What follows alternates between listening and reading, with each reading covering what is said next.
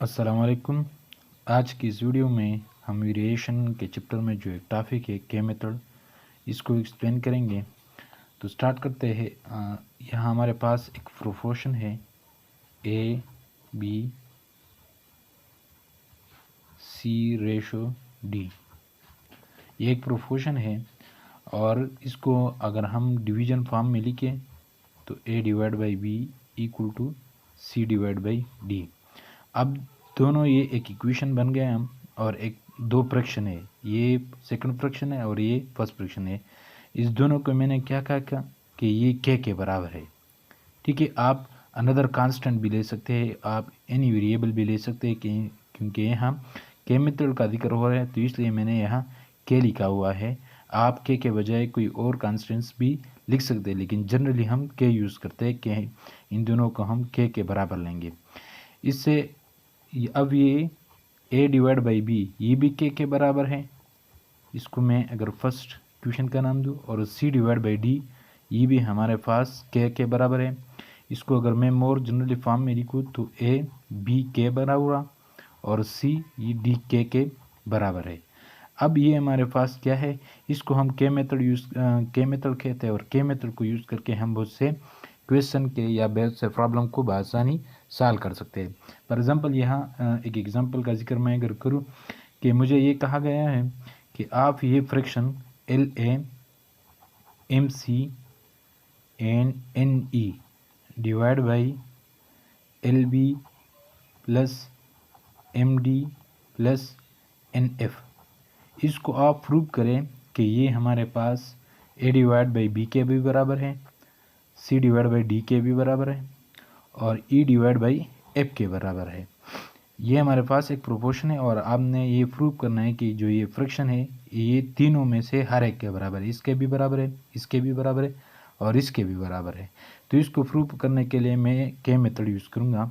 मैंने क्या किया कि A divide by B, C divide by D and E divide by F, इसको मैंने कहा कि ये के बराबर है।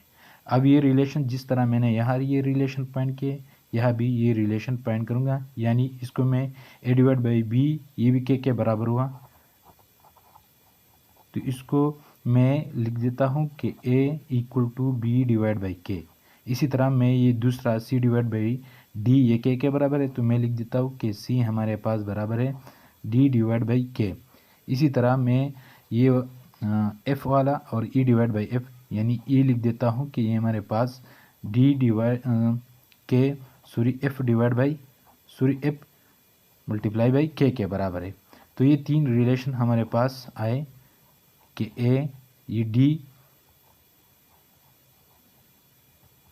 कि ए ये बी के, सी डी के एंड ई एफ के बराबर है। ये तीनों रिलेशन हमारे पास आए। अब मैं क्या करता हूँ, ये जो एक्सप्रेशन हमें दिया गया है ये एक्सप्रेशन लिख देता हूँ कि L A M B plus N यहाँ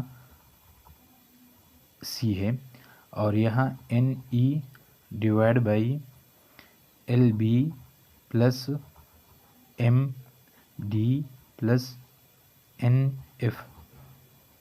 अब देखिए एक ही वैल्यू हमें मालूम है, यहाँ एक को हमने पॉइंट किया कि ये बी के बराबर है, तो मैं यहाँ लिख देता हूँ कि बी के, ठीक है, प्लस फिर ये एम और सी की वैल्यू हमने पॉइंट की है कि ये डी के बराबर है, डी के बराबर है, और इसी तरह प्लस एन ई, और ई की वैल्यू हमने फाइंड की है कि वो हमारे पास एफ के बराबर है divide by L B plus M D plus N F.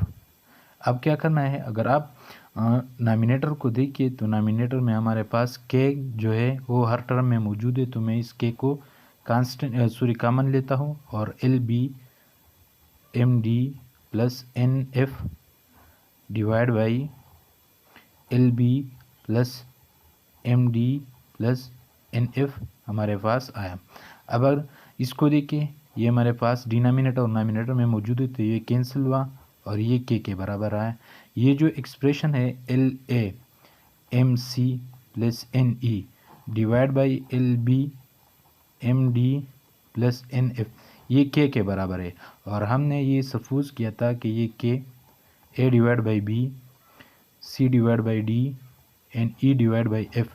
तो मैं ये लिख सकता हूँ कि L A M C N E divide by L B M D plus N F ये हमारे पास क्या है, A divide by B C divide by D and E divide by F के बराबर है। तो ये जो एक्सप्रेशन है इसके भी बराबर है, ये एक्सप्रेशन इसके भी बराबर है और ये फ्रैक्शन इसके भी बराबर है। और हमने ये प्रूव करना था और हमने ये प्रूफ के मेथड को यूज़ करके किया है। तो एक के मेथड था जिसको हम यूज़ करके बहुत से प्रॉब्लम बआसानी सॉल्व कर सकते हैं।